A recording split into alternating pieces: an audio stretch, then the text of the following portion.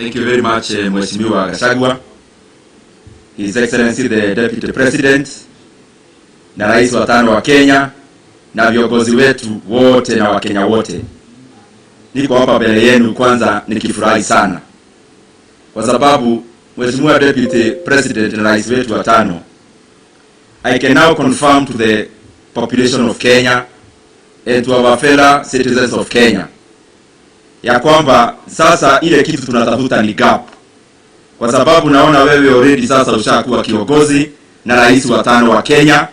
Nikiangalia hii meza hapa, the front seats, the party leaders today ambao wametuongelesha na Wakenya ambao wako kule nje wakikuunga mkono, nao naona ya kwamba tunatafuta gap na margin kubwa, na naona ya kwamba tutaweza kushinda yule mtu wa kushindwa mara mingi by over 70% and above on the 9th of August. Na nikienda kumalizia, every country have their critical junctures, and I can see that this year of 2022 is a very critical year for Kenya.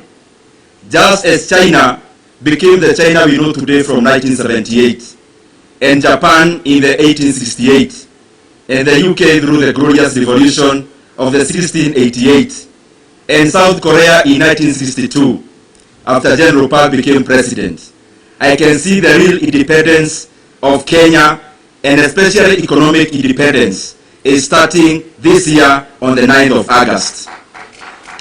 Lakini niko na jambo moja kwa rais wetu, kwa sababu ndiye kiongozi wetu wa Kenya, and the last responsibility lies on him.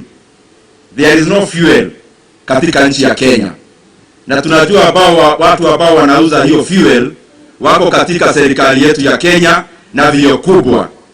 Hakuna gas imeenda juu. Yule anauza gas katika nchi ya Kenya ni kaka ya rais wetu ambaye walisalimiana, ambaye ni handshake brother. Hakuna maziwa kwa supermarket zetu, na wakulima wetu wanauza. Yule anachukua maziwa kwa wakulima na haipatikani kwa supermarket. Ni viongozi wetu tu hawa ambao wanasubua wa Kenya. Rais wetu umepeleka bidhaa ya vitu zote wa Kenya wanatumia juu, kutoka uga kwenda mafuta kwenda gas. Juzi hata serikali yako through Warma wamepeleka hata bei ya maji juu.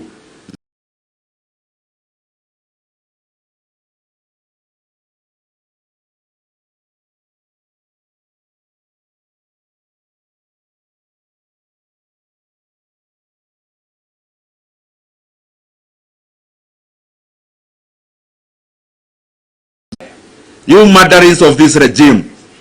Sisi wengine wetu ni watoto wa maumau. Na kama nyinyi ni wanaume kamili, anzeni renovation katika nyumba ya Deputy Rais Karen, mwanza na gate. Mtajua ya kwamba sisi tulipigania uhuru wa nchi ya Kenya. Mumetutapeli kiuchumi, mumetutapeli ki maneno ya siasa, na tunawaambia ngo, tarehe 9 mwezi wa 8, nyinyi wote watapeli tunawaweka wheelbarrow, tuwapeleke nyumbani. Kenya iache ikitawaliwa na watu ambao wanaelewa uchumi wa Kenya na kwenye Kenya inaendelea. Asanteni sana na Mungu awabariki. Let me request our Governor Kenyatta, Bijimiji and